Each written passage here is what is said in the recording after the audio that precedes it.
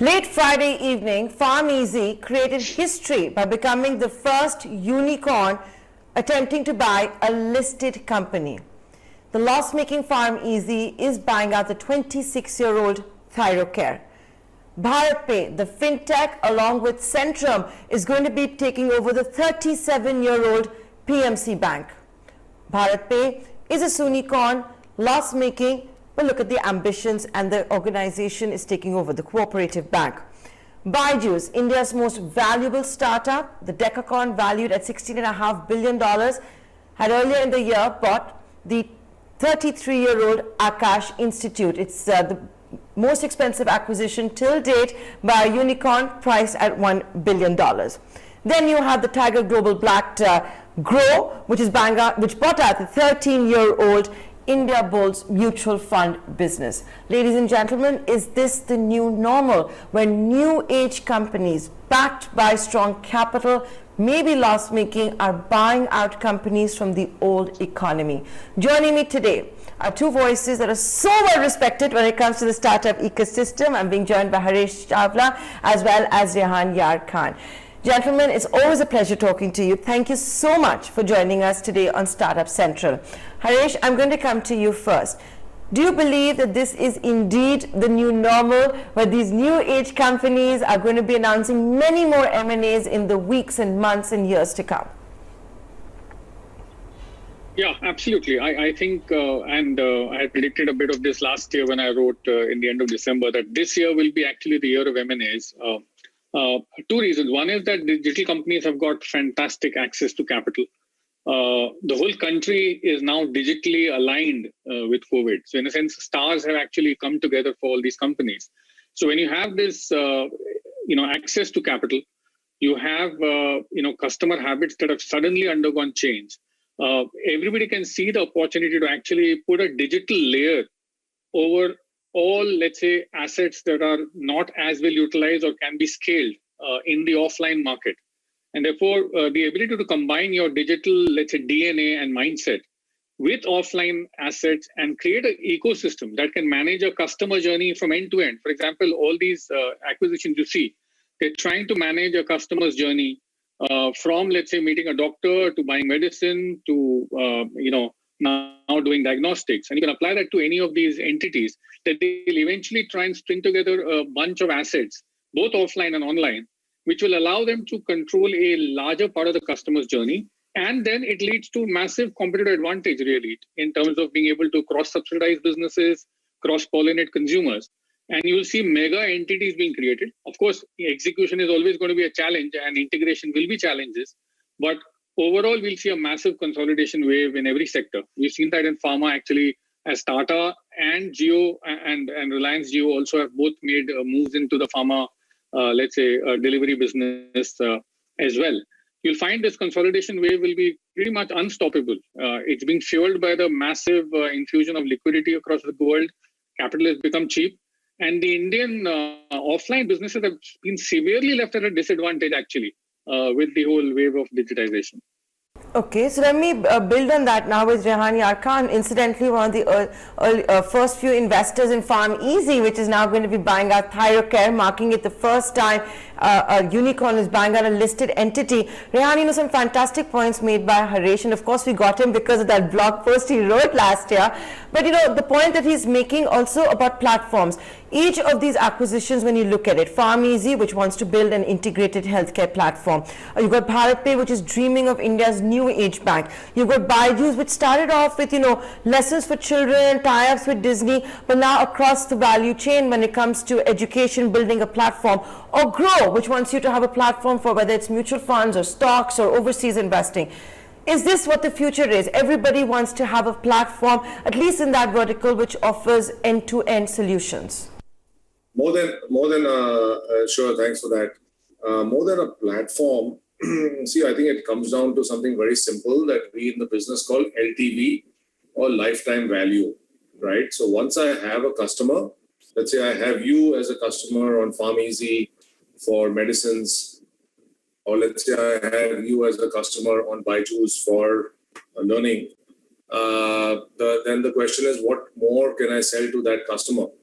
right? So in the case of PharmEasy, they had the customer there for medicines, right? And to add a diagnostics product made absolute sense, because then, the same customer, I can sell them another product. So as you are seeing customers adopting these digital platforms, and these digital platforms are getting a huge, massive number of customers, right? Adopting these platforms, you want to keep on increasing the LTV, or the lifetime value, from each customer, what Harish was calling the customer journey. So that is the rationale by which these guys are doing it, and that is why it makes economic sense for them to do it.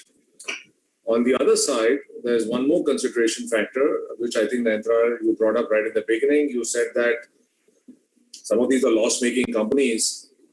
This is a good way for them to also become profitable, because they are acquiring profitable companies. So, that profit is then getting added to their, to their bottom line, and reducing their losses, or in some cases taking them into the black. So these are the two considerations which are taking place. Like Harish said, a lot of easy liquidity for online platforms, because everybody has seen the power of the online platforms, and they are becoming dominant. And when you become dominant, you start gobbling up the others. So that is what is happening. So, Harish, this chase for lifetime value in the ages of excessive liquidity, with liquidity not being an issue, how do you see this ecosystem shape up?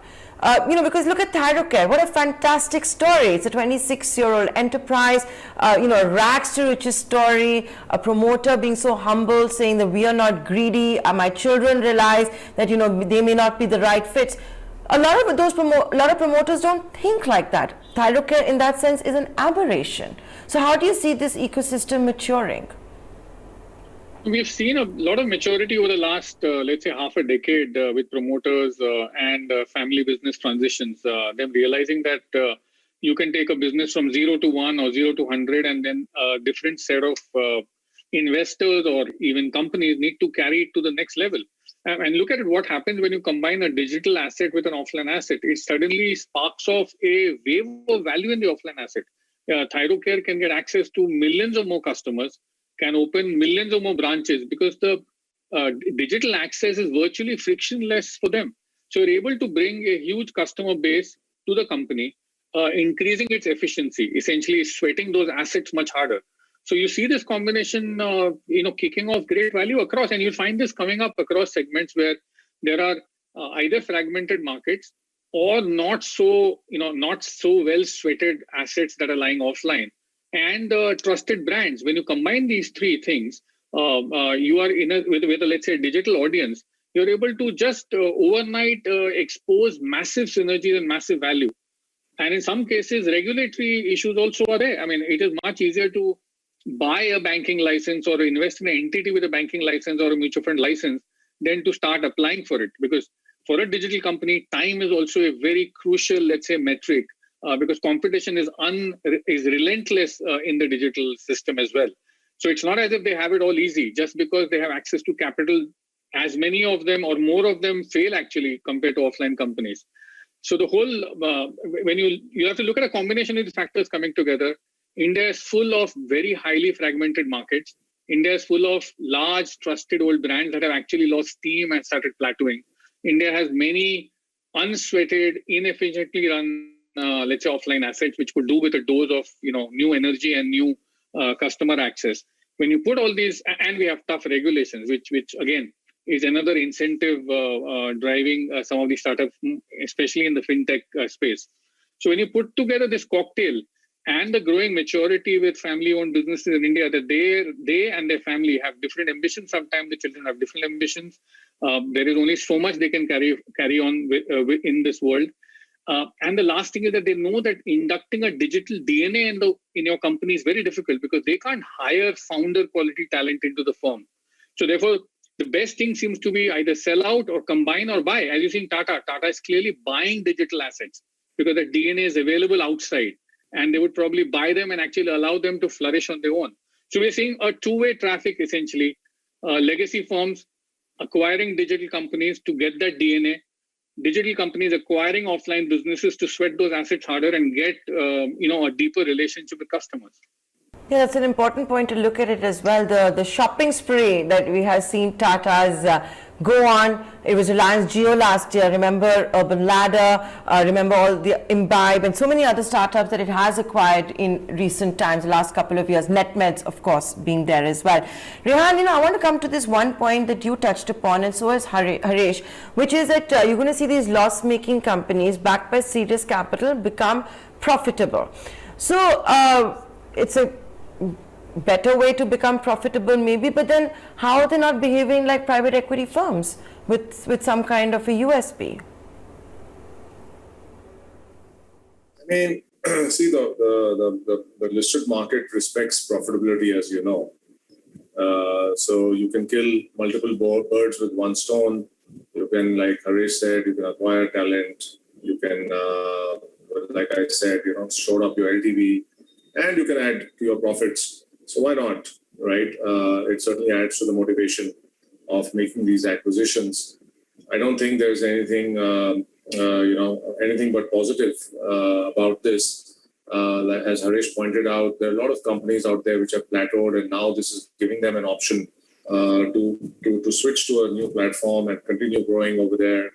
There are successors that don't want to take on, the businesses, and that is allowing management succession, to continue. So it's a huge positive. I mean, what the alternative is that these companies are plateauing and slowly shrinking and disappearing and causing erosion of value. I think this is certainly 100x better than that. So it's a wonderful thing that is happening. See, private equity funds are actually a very different animal. All funds buy and sell things because that's what they return.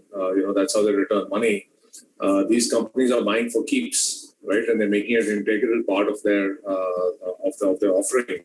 So it's very different from what a PE fund would do. Like the panel has observed today, it's a massive win-win for everybody. That was great to have both of you, and thank you so much for your time. Today, of course, we are talking about the maturity of the startup ecosystem, not just acquiring old age companies, but also prepping to head to the loud street. Always a pleasure talking to both of you. Thank you so much for your time. Thank you. Thanks a lot. Okay, bye-bye. Bye-bye.